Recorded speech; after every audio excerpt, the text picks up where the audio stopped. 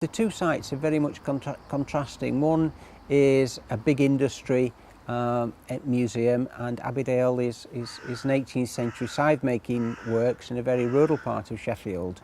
And I think to be able to take the principles of inclusive access and inclusive design so that it crosses those two environments, and to show how that we've been able to achieve equally well in both has been very important. And from a learning perspective and passing on positive information, service providers can almost pick and choose. Then they can say, well, they did that there which worked well, but down at the other site they did something else that worked well, and they hopefully can take those ideas onto their own particular environments and where they think things will work best for them. We have a big new signage board that's going in here at Abbeydale Industrial Hamlet, which is designed for everyone to be used, but particularly people with visual impairments. It will be very tactile, and it will enable them to orientate around the site.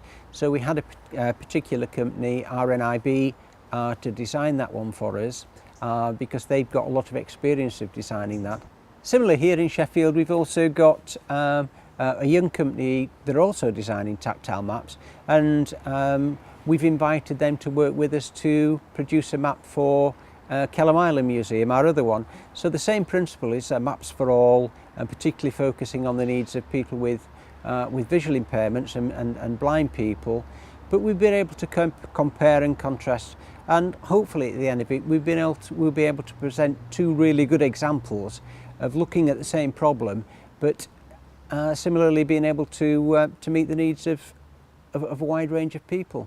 One of the things that we're looking to develop is an app that people could use on a handheld device, a phone or an iPad, which for myself, somewhere like the manager's house where we are here at the moment, we can't change the environment, so I physically couldn't get upstairs, but we can provide that in an alternative format. So I can go away having the same experience as another visitor would, not exactly the same experience, but the same learning opportunity and fun opportunity that another visitor would have, but just basically on my own terms.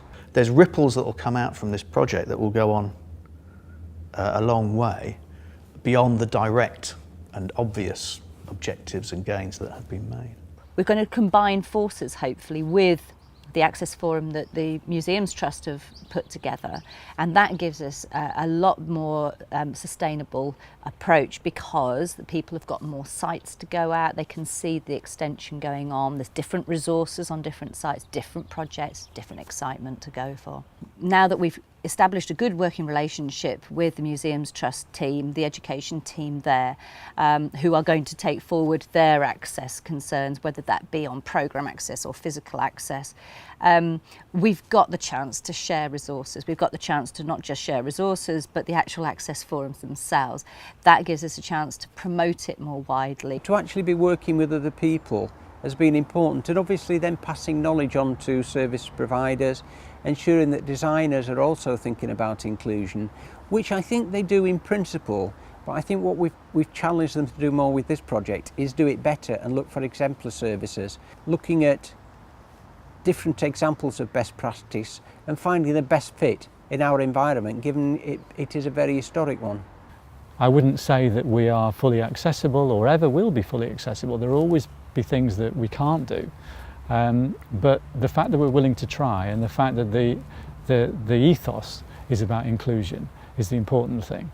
That if people come to us with a question or a request, we'll do whatever we can to accommodate it. Now that we've got things in place, we can invite people to come, test them out, tell us what's wrong or tell us what's right, tell us what's working well, and then we can help other people avoid some of the mistakes we've made, and maybe to gain from some of the successes that we've made. There's been people like Madame Tussaud say that it's too expensive to put in wheelchair access, whereas Kelham has proved that they can put in all kinds of access, that it's possible.